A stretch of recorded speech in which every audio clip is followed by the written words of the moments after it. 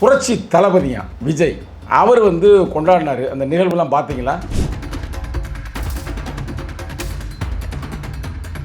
அதாவது புரட்சி தளபதி அப்படின்றாங்க, இதுக்கு முன்னாடி வந்து புரட்சி தலைவர்னாங்க, அடுத்து பார்த்தா புரட்சி செல்விய, அது புரட்சி தலைவர் தலைவி புரட்சி தளபதி. புரட்சி அம்பேத்கர் சாதாரண ஒரு இதில் பிறந்து குட்டியில் பிறந்து இன்னைக்கு உலகத்திற்கே ஒரு வழிகாட்டுறாரு சித்தாந்தத்தில். புரட்சியாளர்கள். திரைப்படம் என்பது ஒரு போலி பிம்பம் தான். ரஜினியை என்ன நினைக்கிறாங்கன்னா ஒரு பெரிய தளபதியாக நினைக்கிறாங்க. கமலஹாசனை அவர் ஒரு மிகப்பெரிய உலக நாயகனாக நினைக்கிறான். இது எப்போ வந்ததுன்னா திராவிட இயக்கம் அதிகாரத்திற்கு வந்த பிறகுதான். எப்படின்னா அண்ணாவே எம்ஜிஆரை அறிமுகப்படுத்துகிறார். எம்ஜிஆரை அறிமுகப்படுத்துகிற பொழுது பெரியாருடைய பாங்கை உடைத்து எரிந்தவரே அண்ணாதான். முதல் கோணல் தமிழ்நாட்டு அரசியல் முற்றிலும் கோணலாக போச்சு. அப்போ எம்ஜிஆருக்கு புரட்சி என்பது அடித்தட்டு மக்களிடம் அதிகாரத்தை கொண்டு போனார். அருந்ததியர் காலனி பூரா எம்ஜிஆர் ஓட்டு தான். ஈழ போராட்ட தளபதிகள் அத்தனை பேரையும் அரவணைத்து கொண்டவர் எம்ஜிஆர். கோடிகளை குவித்தவர் எம்ஜிஆர். இந்த இரண்டு விஷயமும் அவருக்கு புரட்சி என்கின்ற அந்த வார்த்தைக்கு மாவோ பண்பாட்டு புரட்சி என்னன்னா இந்த லாங் மார்ச்சில் வடக்கு நோக்கி தெற்கு நோக்கி வருகிற பொழுது ஒரு ஊருக்கு வர்றாரு. பல 10,000க்கு மேற்பட்ட பெண்கள் அந்த தொழில விபச்சாரம் தான். நம்முடைய தோழர்கள் அவர்களை திருமணம் செய்து கொள்ளுங்கள், ஒரே நல்ல அந்த ஊர்ல விபச்சாரத்தை ஒழித்து விடலாம். இதுதான் புரட்சி. இவர்கள் எங்கிருந்து வர்றாங்க? திரைத்துறை கவர்ச்சி, பாலியல் கவர்ச்சி தான். நீங்க எம்ஜிஆர பழைய பாடல்கள்ல கண்ணில் ஆடுமாங்கனி கையில் ஆடுமா, எவ்வளவு செக்ஸ் பாருங்க. கண்ணில் ஆடுமாங்கனி கையில் ஆடுமா. புரட்சி தலைவி பாவம் எங்க ஆந்திராவில் சோபன் பாபு வீட்டிலிருந்து வருது. சோபன் பாபு வீட்டிலிருந்து வருது, புரட்சியோட வருது. இந்த மக்களுக்கு நீங்க தியாக அரசியலை கொண்டு போகலைன்னா அது எங்க போய் நிற்கும்? பனையூர் திரிஷா வீட்டுக்கு பக்கத்தில் தான் போய் நிற்கும். வேற வழி கரெக்டா. புரட்சி தலைவர், புரட்சி தலைவி, புரட்சி தளபதி. அப்ப செங்கோட்டையன் இதுக்கு செங்கோட்டையன் தான். திருநாக்கரசுக்கு அக்காவை கல்யாணம் பண்ணிட்டு அக்கா பிரசவம் பார்க்க போகும்போது தங்கச்சி படிச்சுட்டு இருந்தது. தங்கச்சி இப்போ அடுத்து பிரசவத்துக்கு போக முடியாது. நம்ம அண்ணன் அவரோட சங்கடப்பட போறாரு. அண்ணனா தம்பியை உண்மை தாங்க சொல்றோம். அப்புறம் என்ன, யார் நினைத்தால் ஆட்டோவில் ஆடு வரும், உருட்டுக்கட்டையோட கஞ்சாவும் வரும். ஜோசப் விஜயினுடைய கழுத்துல அத்தனை உத்தராட்ச மாலை தொங்குது பாத்தீங்களா? கேரளா பணிக்கர் நம்பியுதிரிகள். ஏன்னா திரிஷா வந்து கேரளா பார்ப்பன பெண். திரிஷாவை பேசாம இருக்க மாட்டேங்க. இல்ல, உண்மையை பேசிதான். நான் உண்மை பேசி இங்க பேசி மாவோவை பேசுறீங்க, மாவீரன் ஸ்டாலினை பேசுறீங்க, திடீர்னு திரிஷாட்ட வந்து நிக்கிறீங்க. இப்ப அரசு அங்கதான் போய் நிக்குது. என்ன அப்படி சொல்றீங்க? ஆமா, பெரிய திரிஷா ஜெயலலிதா. ஐயோ, இது சின்ன திரிஷா. அந்தம்மா அது பெரிய திரிஷா, இது சின்ன ஜெயலலிதா.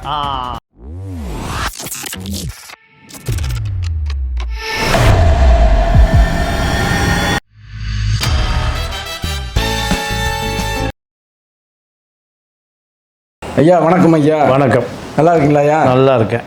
ஐயாவுக்கு வந்து இனிய கிறிஸ்துமஸ் நல்வாழ்த்துக்களை தெரிவித்துக் கொள்கிறேன். நன்றி. கிறிஸ்துமஸ் மட்டுமல்ல, இப்போ நியூ இயர் வருது, பொங்கல் வருது. இப்போ எங்கள் தலைவர் கூட நாளை வந்து கிறிஸ்துமஸ் விழா வந்து சென்னையில் கொண்டாடுறாரு.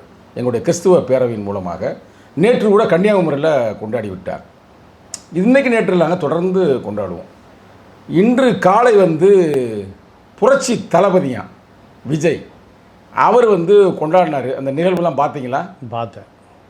நல்லா பார்த்தீங்க. இப்போ ஐயாட்ட ரொம்ப நாளாக, ஏன்னா நீங்கள் ஒரு நீண்ட பத்திரிகையாளர், உங்கள்கிட்ட தான் கேட்க முடியும். போராள வர்றவங்க பத்திரிகையாளர் சொல்கிறவங்கலாம் கேட்டோம்னா கேட்டால் பதில் சொல்ல மாட்டாங்க. என்னென்னா இப்போ இந்த புரட்சி அப்படின்றாங்க, புரட்சி தளபதின்றாங்க. அவர் நடிகர், அதெல்லாம் பாராட்டுவோம். நானே அவருடைய ரசிகர், அதில் எந்த மாற்று கருத்தும் இல்லை. அதாவது புரட்சி தளபதி அப்படின்றாங்க, இதுக்கு முன்னாடி வந்து புரட்சி தலைவர்னாங்க, அடுத்து பார்த்தா புரட்சி செல்விய அந்த புரட்சி தலைவர் தலைவி புரட்சி தளபதி இப்போ வந்து செங்கோட்டை எதாவது கொடுத்துருக்குறாங்க. இப்போ நம்ம படித்த ஆளுங்க ஆரம்பத்தில் நம்ம படிச்சிருக்கிறோம். எண்ணத்தில் எழுமாற்றம் புரட்சினாலும் எழுத்தினிலும் பேச்சினிலும் அதனை காண்போம். வெண்ணாட்டு பெர்னாட்ஸா புளோட்டோ லிங்கன் விரும்புலனின் கார்ல் மார்க்ஸ் விட்மன் ரூசா கிண்ணத்தில் தருணச்சே அமுதமாய் உண்ட கிளர்ச்சி விதை சாக்ரடீஸ் இங்கர்ஷா சந்நியாசன் கண்ணோர்ந்த ஈவேரா கண்ணை முடிச்சு மக்களுக்காக வயசான காலத்துக்கு கூட உழைச்ச ஈவேரா தந்தை பெரியார் புரட்சியாளர் அம்பேத்கர் ஏன் நம்ம மகாத்மா காந்தி அவரையும் சேர்த்துக்கலாம் ஒன்றும் பிரச்சனை சுபாஷ் சந்திர போஸ் இப்படி பல வீரர்கள் பகவத் சிங் கடைசி வரைக்கும் முத்தமிட்ட பகவத் சிங் இப்போ இவங்களையெல்லாம் ஒரு புரட்சியாளர் அப்படின்னு கேட்கும்பொழுது நம்மளை மாதிரி ஆட்களுக்கு மட்டுமல்ல இன்று இளைஞர்களுக்கு ஒரு புத்துணர்ச்சி அளிக்கும். ஆனால் திடீர்னு பார்த்தா இவங்க பாட்டு பிறப்பிட்டு வர்றாங்க. இன்றைக்கி கொஞ்சம் ஆண்டுகளுக்கு முன்னால் கண்ணுக்கு முன்னாடி பார்த்தோம் 22 நாடுகளை அடித்து விரட்டி அடித்த மேதகு இவரெல்லாம் புரட்சி வீரர்கள் மகான்கள். அவங்கள நம்ம இளைஞர்கள் நாங்களெல்லாம் பார்த்து அதை பெருமைப்பட்டு இன்றைக்கி கூட எங்கள் கட்சியோட இந்த லோகோவில் வந்து நாங்கள் யாரை வச்சுருப்போம்னா நாங்கள் வந்து இவரை வச்சுருப்போம். யார் ஷேக்குவேராவை அந்த மாபெரும் போராளி ஷேக்குவேராவை எங்கள் தலைவர் இருக்கிற போட்டால் தான் அதுவே இருக்குது கனவு நனவாக. இது மாதிரி ஒரு வரலாறு தான் புரட்சின்னு கேள்விப்பட்டிருக்கோம். அந்த காலத்தில் ஐ ஹேவ் ஒன் ட்ரீம்ஸ் அப்படின்னு ஒரு புரட்சியாளர் மார்ட்டின் லூதர் கிங் 100 ஆண்டுகளுக்கு பிறகு இன்றைக்கி வந்து கருப்பர்களும் வெள்ளையர்களும் ஒன்று சேர்றாங்க. புரட்சி அம்பேத்கர் சாதாரண ஒரு இதில் பிறந்து குட்டியில் பிறந்து இன்றைக்கி உலகத்திற்கே ஒரு வழிகாட்டுறார் ஒரு சித்தாந்தத்தில். இவங்கெல்லாம் புரட்சியாளர்கள். இன்றைக்கி இவங்க புரட்சி தளபதின்றாங்களே இது என்னங்கய்யா? உண்மையிலே நீங்கள் மனம் துறந்து சில கருத்துக்களை வந்து இன்றைய இளைஞர்களுக்கு சொல்ல வேண்டும். இல்லை, தமிழ்நாட்டை பொறுத்தவரை தமிழ்நாடு காங்கிரஸ் ஆட்சிக்கு பிறகு முழுக்க திரைப்படத்திலிருந்து தான் தலைவர்கள் உருவாக்கப்படுகிறார்கள். திரைப்படம் என்பதே ஒரு போலி பிம்பம்தான். நீங்கள் இப்போது ரஜினிகாந்துக்கு இந்த படையப்பா போஸ்டர் பார்த்தேன். ரஜினியை ஒரு ஒரு சிருஷ்டி கர்த்தா போஸ்டர் தமிழ்நாடு முழுக்க படையப்பாக்கு போஸ்ட் ஒட்டியிருந்தது. அப்போ இவர்கள் ரஜினியை என்ன நினைக்கிறாங்கன்னா ஒரு பெரிய தளபதியாக நினைக்கிறாங்க. கமலஹாசனை அவர் ஒரு மிகப்பெரிய உலக நாயகனாக நினைக்கிறான். இது எப்போ வந்ததுன்னா திராவிட இயக்கம் அதிகாரத்திற்கு வந்த பிறகு தான். எப்படின்னா அண்ணாவே எம்ஜிஆரை அறிமுகப்படுத்துகிறார்.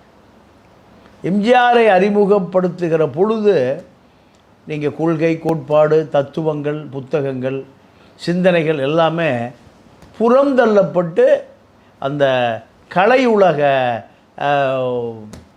கவர்ச்சி தான் முன்னிறுத்தப்பட்டது. நீங்கள் பல புள்ளி விவரங்களோடு மேடையை தயார் செய்கிற பெரியாருடைய பாங்கை உடைத்து எறிந்தவரே அண்ணா தான். அண்ணா எம்ஜிஆரை முன்னிறுத்து உடனடி அதிகாரத்துக்கு போகணும். அதை தாண்டி அண்ணாவுடைய தம்பிகளுக்கு எந்த நோக்கமும் இல்லை. அதுதான் முதல் கோணல். தமிழ்நாட்டு அரசியல் முற்றிலும் கோணலாக போச்சு. எம்ஜிஆருடைய மறைவுக்கு பிறகு எம்ஜிஆருக்கு புரட்சி தலைவர்னு பட்டம் கொடுக்குறாங்க. யாருக்கு கொடுத்தது அது? எம்ஜிஆர் அரசியலுக்கு வந்த பிறகு புரட்சி நடிகர் இதை பழைய பட்டம். அதற்கு பிறகு திராவிட இயக்கத்தில் மதியழகன் அவருடைய தம்பி KA கிருஷ்ணசாமி 2 பேருக்கும் கனியூர் குடும்பம்னு சொல்லுவாங்க. இந்த கனியூர் எங்கே இருக்குன்னா உடமலைப்பேட்டைக்கு பக்கத்தில் இருக்கு.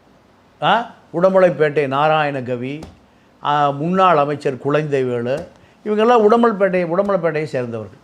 அப்போ உடமலைப்பேட்டை கனியூர் குடும்பத்தை சேர்ந்த KA கிருஷ்ணசாமி சென்ட்ரல்லாம் பத்திரிகைலாம் நடத்துகிறார். திராவிட இயக்கத்தை தூக்கி நிறுத்தி உடுமலைப்பேட்டைனா இந்த உடுமலைப்பேட்டை சங்கர் அந்த ஊரா இது வேற? அதே சங்கர். ஆமாம் அதே அந்த ஊர் தான். திருப்பூருக்கு பக்கத்தில், திருப்பூர் பொள்ளாச்சிக்கு பக்கத்தில். அப்போது புரட்சி தலைவருங்கிற பட்டத்தை KA கிருஷ்ணசாமி தான் கொடுக்குறாரு.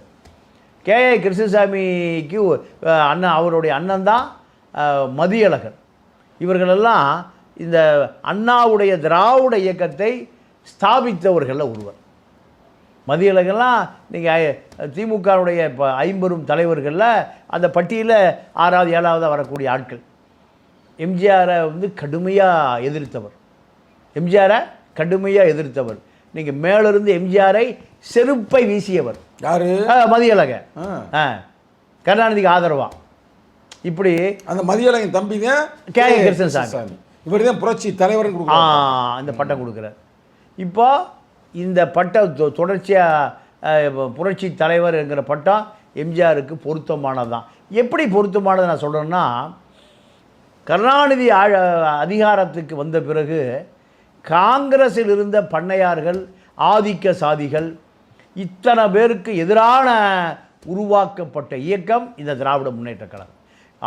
திராவிட முன்னேற்றக் கழகம் ஆட்சிக்கு வந்த பிறகு இந்த யாரை இவர்களெல்லாம் எதிர்த்தார்களோ அவர்கள் வந்து திமுகவை ஆக்கிரமித்து கொண்டு யாருக்கு போராடினார்களோ அவர்கள் மேலும் அடிமையாக்கப்பட்டார்கள்.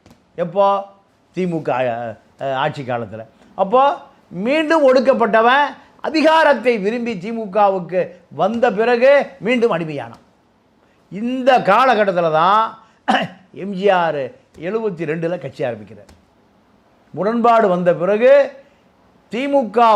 திமுகவை உருவாக்கிய பாப்பர் ஷாப்புகள், லாண்ட்ரி கடைகள். ஏன்னா எங்கள் அண்ணன் லாண்ட்ரி கடையிலே படுத்து கிடப்பான். ராமன் இன்னும் திருப்பூரில் கரெக்டாங்காடு பஸ் ஸ்டாண்டுக்கு முன்னாடி இன்னும் உயிரோடு இருக்கார். சமீபத்தை கூட பார்த்தேன். இப்போ எங்கள் அண்ணனுக்கு 70 வயசு இறந்துட்டார். இப்போ அந்த ராமன் அங்கே தான் திமுக வளர்ந்த இடமே. இப்போ அதே ஆட்கள் எங்கே வர்ற மறுபடி அதிமுகவாக மாறுறோம். புரட்சி எங்கே கண்டினியூ ஆகுது பார்த்தீங்களா? அப்போ எம்ஜிஆருக்கு புரட்சி என்பது அடித்தட்டு மக்களிடம் அதிகாரத்தை கொண்டு போனார். நீங்கள் அருந்ததியர் காலனி பூரா எம்ஜிஆர் ஓட்டு தான். மேற்கு மண்டலம் கோவை பூராமே அருந்ததியர் திமுகவுக்கு இந்த கொங்கு ஓட்டு இருக்கும். கொங்குக்கு எதிராக எம்ஜிஆரை தூக்கி பிடித்தவர்கள் அருந்ததி சமூகம், அருந்ததி மக்கள். அதே போல் தமிழ்நாட்டினுடைய தெற்கு பக்கம் தேவேந்திர குல வேளாளர். அதே போல் தமிழ்நாட்டினுடைய வடக்கு பக்கம் ஆதிகுடி பறையர்கள். இவர்கள் தான் நீங்கள் எம்ஜிஆரை தூக்கி பிடித்தவர்கள். எம்ஜிஆர் உடனடி அதிகாரத்துக்கு வருவதற்கு இவர்கள் தான்.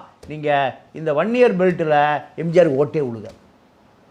வீரபாண்டி ஆறுமுகம், செஞ்சி ராமச்சந்திரன், மதுராந்தகம் ஆறுமுகம், சம்பத்து, கோவிந்தசாமி, இந்த பெரிய சமூகங்கள் பூராமே யாருக்கு பின்னாடி இருந்தது?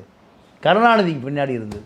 அப்போது இந்த அமைப்புகள் கிராமம் பூரா எம்ஜிஆர் ஜெயிச்சுட்டு வருவார், நகரங்கள் பூரா திமுக அடிக்கும். அப்போது அடித்தட்டு மக்களுக்கான இயக்கமாக்கியவர் எம்ஜிஆர். அப்போ அந்த புரட்சி என்பது அவருக்கு பொருத்தமானது. ரெண்டாவது ஈழப் போராட்டம். நீங்கள் 80களில் ஈழப் போராட்டம் வந்த பிறகு அவர் மரணமடைகிற 87 வரை ஈழப் போராட்ட தளபதிகள் அத்தனை பேரையும் அரவணைத்து கொண்டவர் எம்ஜிஆர். கோடிகளை குவித்தவர் எம்ஜிஆர். இந்த 2 விஷயமும் அவருக்கு புரட்சி என்கின்ற அந்த வார்த்தைக்கு பொருத்தம். கலாச்சார புரட்சி. நீங்கள் மாவோ பண்பாட்டு புரட்சி என்னன்னா, ஒரு பெரிய ஒரு நகரம், அந்த நகரத்தில் இந்த லாங் மார்ச்சில் வடக்கு நோக்கி தெற்கு நோக்கி வருகிற பொழுது ஒரு ஊருக்கு வர்றாரு. பல 10,000க்கு மேற்பட்ட பெண்கள் அந்த தொழிலை விபச்சாரம் தான், பாலியல் தொழில் தான். அப்போது அந்த மத்திய கமிட்டி கூடி விவாதிக்குது, இது எப்படி ஒழிப்பது, ஒரே நாளில் ஒழிக்க முடியும்னு ஒரு முடிவை சொல்கிறார் தன்னுடைய தோழர்களுக்கு. ஒரே நாளில் அந்த பல ஆயிரக்கணக்கான பெண்கள் நம்முடைய தோழர்கள் எல்லாம் திருமணம் பண்ணிக்கங்கிறார். நம்முடைய தோழர்கள் அவர்களை திருமணம் செய்து கொள்ளுங்கள், ஒரே நாளில் அந்த ஊரில் விபச்சாரத்தை ஒழித்து விடலாம். இதுதான் புரட்சி. அதே போல் சீனாவுடைய துயரம்னு மஞ்சள் நதி சொல்லுவாங்க, அடக்கவே முடியாது. அது வெள்ள பெருக்கெடுத்தால் பல லட்சம் பேர் இறந்து போயிடும் அந்த காலத்தில். இதை எப்படி அடக்குவது?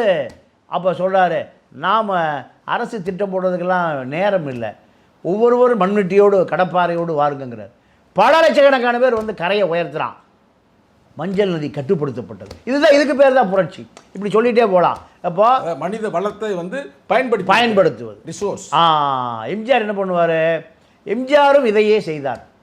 என்ன பண்ணார் கேட்டீங்கன்னா, நீங்கள் அந்த விஓ வில்லேஜ் அட்மினிஸ்ட்ரேஷன் அதிகாரியாக யார் இருப்பானா? ஆதிக்க ஆள் தான் இருப்பான். அவர்கிட்ட போய் கைகட்டி நிற்கணும். அவர்கிட்ட போய் கை கட்டி நிற்கணும். அவர் தான் நீங்கள் போயிட்டு ஒரு 7 மணிக்கு தனியாக வாங்குவான்.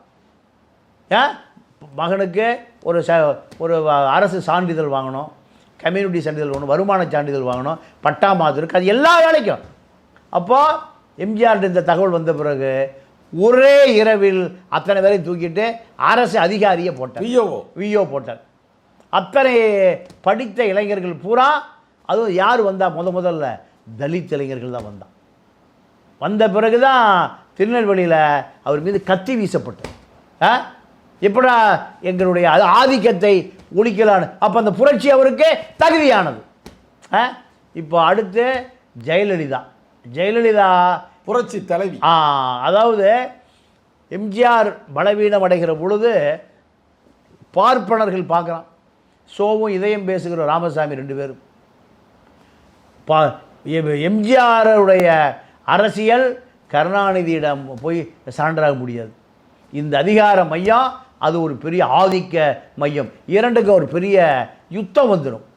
இது மிகப்பெரிய ஆபத்தை கலாச்சார புரட்சியாக மாறிடுது.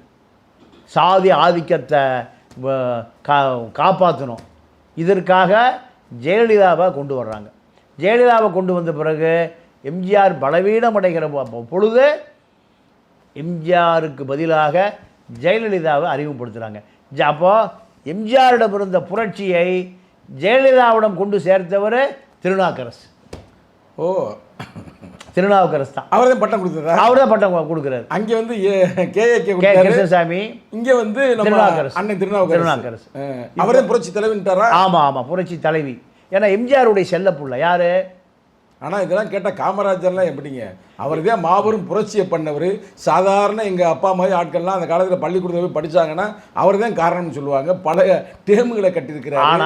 ஆனால் இவங்கெல்லாம் புரட்சி தலைவர், புரட்சி தலைவர்ன்ற மாதிரி சொல்லுங்க. அதாவது என்னன்னா, காமராஜுக்கு போய் ஒருத்தர் பட்டம் கொடுக்கணும்னு போனால் அடிச்சே அடுத்த இது வரைக்கும் விரட்டுவார். அப்போ இவங்களுக்கு அறிவு வேணாமான்ற தப்பாக இருக்காதீங்க. ஒருத்தர் புரட்சி தலைவர்னு சொல்லும்போது, ஒரு புரட்சி தலைவர்னு சொல்லும்போது இல்லைங்க அப்படிலாம் சொல்லாதீங்க அப்படின்னு ஏன் அவங்க சொல்லலைன்னு எனக்கு தெரியலை. இல்லை, நான் தான் அதுக்கு ஆரம்பத்திலே சொல்லிட்டேன். இவர்கள் எங்கேருந்து வர்றாங்க? திரைத்துறை கவர்ச்சி, பாலியல் கவர்ச்சி தான். நீங்கள் எம்ஜிஆரை பழைய பாடல்களில் கண்ணில் ஆடுமாங்கனி கையில் ஆடுமா, எவ்வளோ செக்ஸ் பாருங்க. நான் எம்ஜிஆரை குறை சொல்லலை. அந்த பாட்டு இருந்தால் தான் அவனை எங்கே கொண்டு வர முடியும்? திரைப்பட கொட்டைக்கு நீங்கள் பெண்களுடைய மார்பை தான் அதை சொல்கிறான், வேறு எதுவுமே இல்லை. நான் அதெல்லாம் பார்க்குறேன்ல, ஒரு பாட்டு அவர் உழைக்கும் தோழர்களை ஒன்று கூடுங்கள் அப்படின்ற அந்த பாட்டு எனக்கு ரொம்ப பிடிக்கும். இல்லை, அது நீங்கள் எம்ஜிஆரை பொறுத்த வரைக்கும் இந்த திராவிட இயக்கத்தை தூக்கி நிறுத்திய ஒரு பெரிய சிருஷ்டி கர்த்தா. ஆனால் அவர் பெரிய பாவம் பண்ணியிருக்கார். இந்த பாவங்களை யாரை இன்னைக்கு இருக்கக்கூடிய சினிமா கவர்ச்சி அரசியலை அண்ணா இவரை பயன்படுத்தி கொண்டார். அண்ணா இவரை உருவாக்கினார். எங்க சித்தாந்தங்கள், வேதாந்தங்கள், கொள்கைகள், கம்யூனிசம், அறிஞர் அண்ணா தான். ஆனால் எம்ஜிஆர் அந்த பாவத்தை செய்தார். பாவத்தை செய்து இந்த பாவங்களை பூரா துடைத்து விட்டார். ஏழை எளியவனுக்கு எந்த துரோகமும் பண்ணல. நீங்கள் நம் நாடுன்னு படம் அவர் தான் எடுக்க சொல்கிறார் நாகிரெட்டிகிட்ட. நான் அரசியலுக்கு வந்து எப்படி இருக்கும்? நகரசபை எலெக்ஷன்னு வெற்றி பெறுவதை போல் ஒரு சீனை வைக்க சொல்கிறார். என்னை ஏற்றுக்கிறானா எழுத்து அடிக்கிறானான்னு பார்க்கலான்னு. நாகிரெட்டியோடு போய் முதல் அன்னைக்கு சினிமா தேட்டரில் பாக்ஸ் நின்னே பார்க்குறாரு. அப்போ வாங்கையா வாத்தியார் ஐயா, வரவேற்க வந்தோம் ஐயா, ஏழைகள் உங்களை நம்பி இருக்கிறமைய ஒரு பாட்டு தேம்பி அழுதாராம். இந்த மக்கள் நம்ம இப்படி அப்பாவியாக நம்புறானே, இவர்களை ஏமாற்றக்கூடாது, இவர்களை ஏமாற்றக்கூடாதுங்கிறத அந்த கடைசி வரைக்கும் தெளிவாக இருந்தார். நீங்கள் ஒரு சமூக வலைதளத்தில் பார்த்தேன், நம்ம இவர் இருப்பார்ல குண்டுமணி, என்ன பேர் அவர்? குண்டா இருப்பார், குண்டுமணி. இந்த அவர் வேற அவருக்கு என்ன பேர்? குண்டுமணி தானா? பேரே குண்டுமணி தான். எம்ஜிஆர் வீட்டில் போனால் மூக்கு முட்டை சாப்பிடுவாராம். அப்படி சாப்பிட்டுட்டு இருக்கும்போது ஒரு நாள் அவர் டேபிளே உட்காந்து சாப்பிட்றாரு, பெரிய டேபிளே எல்லாம் உட்காந்து சாப்பிட்றாரு. சாப்பிட்டு இருக்கும்போது யாரோ மத்திய அமைச்சர் அங்கே வந்திருக்காங்க. அவரோட எம்ஜிஆர் இறங்கி வர்றாரு அந்த டேபிளில் சாப்பிட்றதுக்கு. வருகிற பொழுது இலையை தூக்கிட்டு ஓடுறாரு. யார்? குண்டுமணி. இவர் பின்னாடி வந்து தோலை பிடிச்சி ஒரு அமுத்தி சாப்பிடு, இங்கேயே சாப்பிடு. சாப்பிடுகிறவரை ரசிக்கிற ஒரு தலைவன் எம்ஜிஆர். சூப்பர். அப்போ உட்காந்து சாப்பிடு. அப்போ அந்த மத்திய அமைச்சர் சொன்னாராம், இவன் நம்ம பையன் நல்லா சாப்பிடுவோம், சாப்பாட்டு ராமன். யாரை சொல்கிறாரு? குண்டுமணியை. நல்லா சாப்பிட்றா, சாப்பிடும்போது எந்திரிக்காத. அப்போ இதுதான் அந்த மனிதாபிமானம் எம்ஜிஆர். அதனால் எம்ஜிஆருக்கு புரட்சி தலைவர் ஓகே. அடுத்து புரட்சி தலைவி பாவம் எங்கள் ஆந்திராவில் சோபன் பாபு வீட்டிலேருந்து வருது. சோபன் பாபு வீட்டிலேருந்து வருது, புரட்சியோட வருது. பெத்த புள்ள தாயின்னு கூப்பிட முடியல, தமிழ்நாடே தாயின்னு கூப்பிடுது. இதெல்லாம் எங்கே சீரழிவு கலாச்சாரம்? எங்கே? சினிமாவிலேருந்து வர்றதா? அம்மாங்கிறான். பெத்த புள்ள என்னை அம்மானு கூப்பிட முடியலங்குது. பெத்த புள்ள அம்மானு கூப்பிட முடியாமல் யாரோ அம்மானு கூப்பிடுறான். இதுதான் அந்த சினிமா களிசடைகள், கழிவறைகள்லாம் சொல்கிறதுக்கு இதுதான் காரணம். அப்போ இந்த அம்மா வந்த பிறகு அரசியல் பெரிய வெற்றிடம். எம்ஜிஆருக்கு பின்னாடி அந்த இடத்தை நிரப்புவதற்கு ஆளே இல்லை. அதே கவர்ச்சியில் இருக்கணும், அதே சினிமா கவர்ச்சியில் ஒரு இடம் தேவைப்படுது. அப்போ இங்கே தத்துவம், காமராஜர், கக்கன், ரெட்டமலை சீனிவாசன், அயோத்தியாசன் இவர்கள் வேலையெல்லாம் போச்சு. அப்போது புரட்சி தலைவி அந்த அம்மா வரும்போதே நீங்கள் ஃபுல் மேக்கப்பில் தான் வரும். காமராஜர் முக்காக்கை சட்டை 3 முழம் வேட்டி கட்டிட்டு வருவார். ஆனால் ஜெயலலிதா அரசியல் எப்படி இருக்குது? அப்போ நீங்கள் இந்த மக்களுக்கு நீங்கள் தியாக அரசியலை கொண்டு போகலைன்னா அது எங்கே போய் நிற்கும்? பனையூர் திரிஷா வீட்டுக்கு பக்கத்தில் தான் போய் நிற்கும். வேற வழி? கரெக்டாக புரட்சி தலைவர், புரட்சி தலைவி, புரட்சி தளபதி. அப்போ செங்கோட்டையன் இதுக்கு செங்கோட்டையன் தான். கேஏகே, திருநாவுக்கரசு, செங்கோட்டையன். இதெல்லாம் புரட்சியில் டாக்டரேட் வாங்க. இது நீங்கள் கேஏ கிருஷ்ணசாமிக்கும் புரட்சிக்கும் சம்மந்தமே இல்லை. திருநாவுக்கரசுக்கு அக்காவை கல்யாணம் பண்ணிவிட்டு அக்கா பிரசவம் பார்க்க போகும்போது தங்கச்சி படிச்சுட்டு இருந்தது. தங்கச்சி இப்போ அடுத்து பிரசவத்துக்கு போக முடியும். நம்ம அண்ணன் ஒரு வாட்டி சங்கடப்பட போகிறார். அண்ணனா தம்பியை உண்மை தாங்க சொல்கிறோம். அப்புறம் என்ன, அடம்பூர் சேருவாரம் பெரிய நிலக்கிழார், இவர் அமைச்சராயிருப்பான்னு போய் பொண்ணு கேட்குறாரு. நீ அமைச்சர் ஆக மாட்டேங்கிறாங்க. திருப்பூர் மணிமாறன் தான் நீங்கள் தொழில்துறை அமைச்சராக எம்ஜிஆர் எழுதி வச்சுருக்காரு. போய் அழுகிறாரு. என்னப்பான்னு கேட்குறாரு. நான் கல்யாணம் பண்ணி பெரிய இடத்துல பொண்ணு பேசிட்டேன், காங்கிரஸ் ராமநாதன் வீட்டில் பேசிட்டேன், மந்திரி அலையினா எனக்கு பொண்ணு தர மாட்டானுங்க.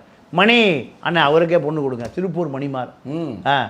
அப்போ திருப்பூர் மணிமாறனுக்கு அமைச்சர் பதவி இல்லாமல் திருநாவுக்கரசு கொடுக்கப்பட்ட பதவி. இப்படி 27 வயசில் அவர் துணை சபாநாயகர், 77, 80 30 வயசில் அமைச்சர். எல்லாம் மைண்டில் வச்சுக்கிறீங்க வருஷத்தோட. இது அனுபவம் தானே. நீங்கள் தப்பான கணக்கெல்லாம் ஏற்றுறது இல்லை, தப்பான மனிதர்களை பார்ப்பதே இல்லை. அப்போ இதெல்லாம் அவரு கொடுத்தாரு புரட்சி.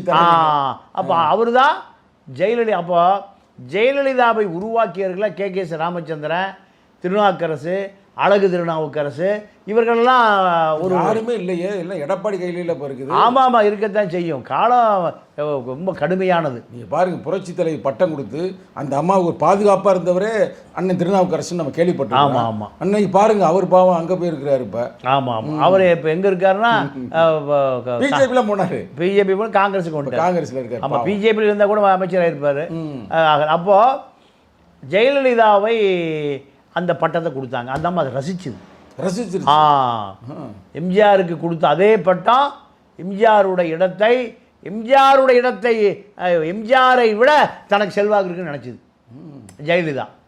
ஜெயலலிதாவுக்கு. இந்த அதிமுக வாக்கு வங்கி, அதிமுகவினுடைய தொண்டர்கள் அத்தனை பேருமே ஜெயலலிதாவை ஏற்றுக்கொண்டார்கள்.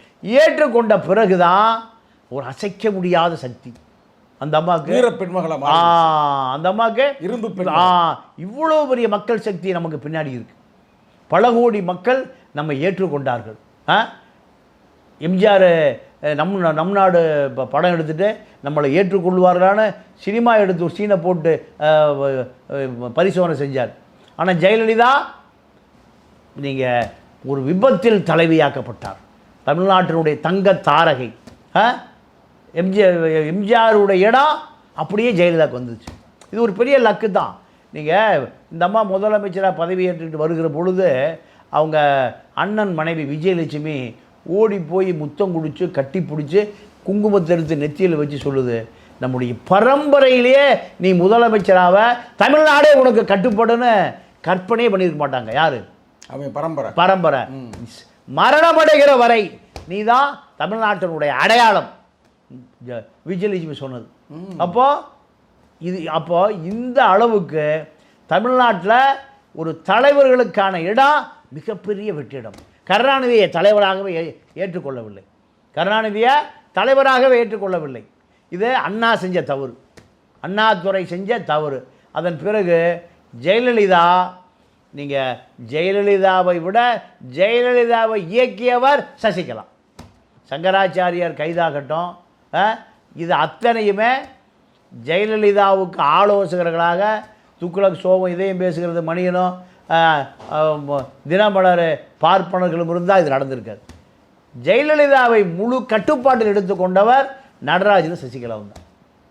இதனுடைய விளைவு தான் எங்கே நீங்கள் இடஒதுக்கீடு மூளையாக இருந்தவர் நீங்கள் கேஎஸ் சுப்பிரமணியன், கேஎஸ் தான் அவர் போட்டு கொடுத்த அந்த சட்டம் தான். ஏன்னா கேஎஸ் என்பவர் கே சுப்பிரமணியன் என்ற எம்ஜிஆர் வழக்கறிஞர் இருக்காரு. 100 ஆண்டு காலம் வாழ்வார் அவர். உயர் நீதிமன்றத்தில் அம்பேத்கரை சிலை இந்தியாவில் எங்கே நீதிமன்றத்தில் அம்பேத்கர் சிலையே கிடையாது, அவரே வச்சார். பாலகிருஷ்ணன் உச்ச நீதிமன்றத்துடைய தலைமை நீதிபதியாக இருக்கிற பொழுது பெரிய சட்ட போராட்டத்தை நடத்தி அம்பேத்கர் சிலை வைத்தவர் கே சுப்பிரமணியன். உண்மையிலே அவரை பாராட்டி ஆகணும். வரலாற்றில் மறக்க முடியாத நபர். நீங்கள் எம்ஜிஆர் 69 விழுக்காடு இந்தியாவிலேயே தமிழ்நாட்டில் மட்டும்தான் இருக்குது. ஆமாம், அவருக்கு ஒரு காரணம் இல்லை, அவர் தான் காரணம். என்ன அப்படி சொல்றீங்க? என்னன்னா இது சாத்தியமே, கருணாநிதி சாத்தியமே இல்லைன்னு முடிவு பண்ணிட்டார். இருந்தாலும் கருணாநிதி செய்ய மாட்டார். அப்போ இது 8வது அட்டவணையில் இதை சேர்த்து விட்டால் இது சட்டம் மாற்ற முடியாது. இந்த மூளையை சட்ட அறிவை ஜெயலலிதாவுக்கு சொன்னவர் யார்? கேஎஸ் தான். அப்படி இதை அழுத்த நிறுத்தமாக 8வது அட்டவணையில் சேர்ப்பதற்கு நீங்கள் நரசிம்மராவ் 2 மேலவைகளிலும் தீர்மானம் கொண்டு வரணும். வேற எதை வச்சாங்க, ஆனால் கடைசியில் புரட்சி தலைவர் இது ஒரு நிகழ்வு ஆகி போச்சு. அதே போல சங்கர் தயாள் சர்மா என்ற ஒரு பார்ப்பனர் ஜனாதிபதி, அவர் இதை சட்டமாக்கு கைது போடணும். நரசிம்மராவ், ஜெயலலிதா, கேஎஸ், இப்படி அத்தனை பேருமே பார்ப்பனர்கள். இவர்களால் தான் நீங்கள் அப்போ ஒரு பிள்ளைமாறு ஒரு வழக்கறிஞர் இதை பார்ப்பனர்கள்லாம் தூண்டி விட்டு விஜயன் என்ற ஒரு பிள்ளைமார் எங்கே போகிறாரு? சுப்ரீம் கோர்ட்டு ஸ்டே வாங்கிறதுக்கு புறப்படுறாரு. எஸ்டிசி சொல்லி ஆதிராஜாம வீட்டில் போய் அடித்து மண்டையை உடைச்சி படுக்க போட்டார். இது யாருடைய மூளை? இதே ஜேவுடைய மூளை தான். ஆமாம், அம்மையார் நினைத்தால் ஆட்டோவில் ஆடு வரும், உருட்டுக்கட்டையோட கஞ்சாவும் வரும். இப்படி அப்போ நீங்கள் ஜெயலலிதாவுக்கு புரட்சி தலைவி, நீங்கள் இந்த சங்கராச்சாரியார் கைது, 3 முன்னாள் இந்நாள் பிரதமர்கள், 2 ஜனாதிபதிகள் முன்னாள் இந்நாள், வெங்கட்ராமனும் அப்துல் கலாமும், வாஜ்பாய், மன்மோகன் சிங், நரசிம்மராவ் 5 பேரும் ஜெயலலிதாவிடம் கெஞ்சுகிறார்கள். வரலாறு புரட்சிக்கு தகுதியானவரா? நான் நீங்கள் சேக்குவாராவையும் மாசே துங்கையும் ஸ்டாலினையும் பிரபாகரனையும், அது ஒரு புரட்சி, அது ஒரிஜினல் புரட்சி, அதுதான் புரட்சி. இதெல்லாம் சினிமா வசனம். சினிமா வசனம். நீங்கள் ஒரு படம் முடிய வரைக்கும் புரட்சின்னு சொல்லுவான், மா வீரனுக்குவான், வரலாற்று நாயகன். நீங்கள் ஒரு 100 பேர் அடிப்பான், வரும்போதே நெருப்பு பொறி பறக்கும், நடந்து வந்தால் நெருப்பு பொறி. இதெல்லாம் எப்படி? சினிமாத்தனமானது, ஒரிஜினல் தனம் அல்ல.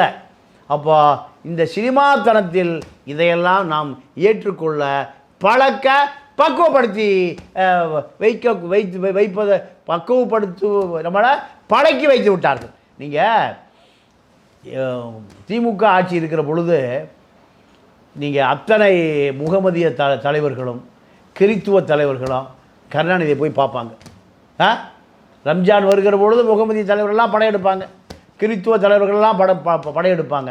நீங்கள் தான் எங்களுடைய சமூக காவலர். ஒரு ஆள் தொப்பி போடுவார், லுங்கி கட்டுவார், ஒரு ஆள் ஜீசஸ் போடுவார். இது நோன்பு கஞ்சி கொடுப்பாங்க, கேக்கு வெட்டுவாங்க. ஆனால் இது செயற்கையானது. அதே போல் ஏடிஎம்கேல இருக்கக்கூடிய கிறித்துவர்கள் பூரா அந்தந்த ஏரியாவில் இருக்கிற பாதரை பூரா வெளில அங்கேயே கடனை வாங்கி போட்டு அவ்வளோ பேர் கூட்டிகிட்டு போவான். கூட்டிகிட்டு போய் ஜெயலலிதாவுக்கு முன்னாடி ஒரு 50 ஆயர்கள் பேராயர்களை நிறுத்துவாங்க. அந்த அம்மா சந்தோஷப்படும். அது ஒரு நாடகம். இப்போ இங்கே வாங்க, விஜய்க்கு அவங்க 2 பேரும் செத்து போயிட்டாங்க. ஆமாம், சரி, தலைவரோ தலைவியோ அதை ஏற்றுக்கிறோம் ஒரு வகையில். நீ சொன்ன மாதிரி அது விஓன்னு ஒரு பெரிய ஸ்கீமை கொண்டு வந்தாரு. இந்த அம்மா ஒரு இடஒதுக்கீடு வாங்கி கொடுத்து. இப்போ இவர் சங்கராச்சாரியார் கைது ஒரு வரலாற்று ஒரு நிகழ்வு தான். நீங்களே சொல்லியிருக்கிறீங்க. இதே டாக்டர் கலைஞர் கருணாநிதி இருந்தால் கைது பண்ணியிருக்க மாட்டார். கார் டிரைவரை கூட கைது பண்ணியிருக்க மாட்டார். ஒரு இதில் நீ பதிவு பண்ணியிருக்கிறீங்க. இப்போ இங்கே வாங்க, இப்போ புரட்சி தலைவர் என்னன்னா, எம்ஜிஆர் இடமும் ஒரு பெரிய இடைவெளி, ஜெயலலிதா இடமும் ஒரு பெரிய இடைவெளி. அதை எடப்பாடியும் நிரப்ப முடியல, கருணாநிதி இடத்தையும் யாரும் நிரப்ப முடியல. அப்போ இப்போ ஒரு பெரிய வெற்றிடம் இருக்குது, அரசியலில் வெற்றிடம் இருக்குது.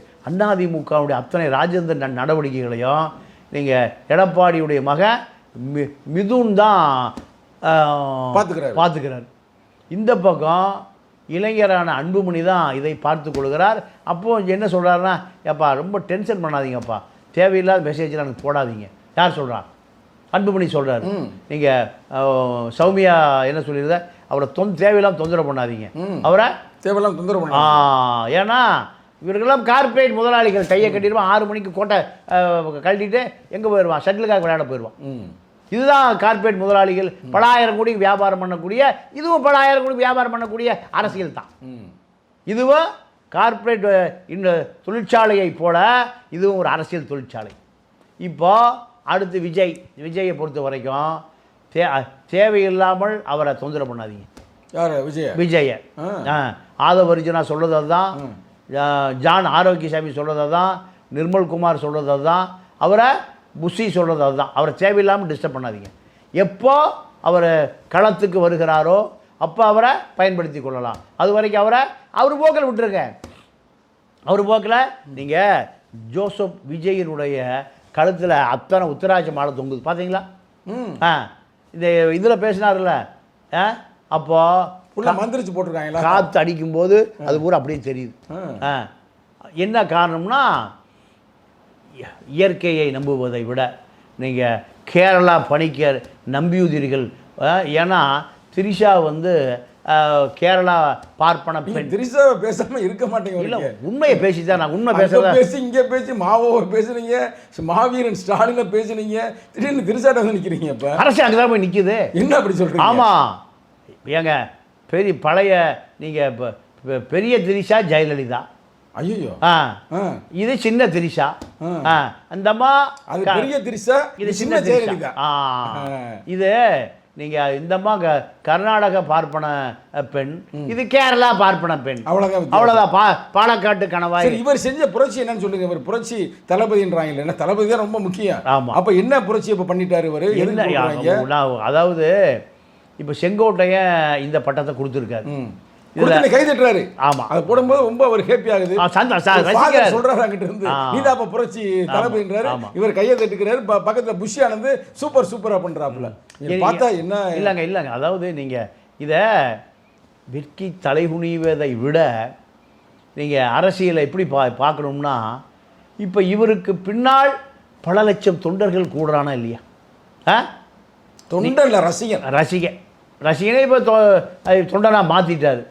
இதை இப்போ எப்படி இது எடுத்துக்கணும்னா, சாதாரண ஒரு நபர், அந்த நபர் ஊரில் சேர்மன் ஆயிடுவார், ஊராட்சி மன்ற தலைவர் ஆயிடுவார், நகராட்சி தலைவர் ஆயிடுவார். ஆனால் நான் என்ன நினைப்பேன், அவரை மரியாதை கொடுத்து ஆகணும். மக்கள் தலைவன் ஊழல் பண்ணுறாரோ லஞ்சம் வாங்குறாரோ. அதாவது திண்டுக்கல்லில் உதயகுமார்னு ஒரு அதிமுக தோழர் அந்த ஊர் இப்போ பஞ்சாயத்து போர்டு எலெக்ஷன் நிற்கிறார். நான் விஜய்க்கு சரியான உதாரணம். எங்கே திண்டுக்கல் பக்கத்தில் ஒரு கிராமத்தில் ஓட்டுக்கு 1000 ரூபா கொடுக்குறாரு. ஆனால் பணம் வாங்கின எவ்வளோமே அவருக்கு ஓட்டு போடலை. ஐயோ, இவருக்கு எதிராக நின்றவன் ஊராட்சி மன்ற தலைவராக ஜெயிச்சார். அவர் 2000 கொடுத்துருப்பாரு. ஆமாம்.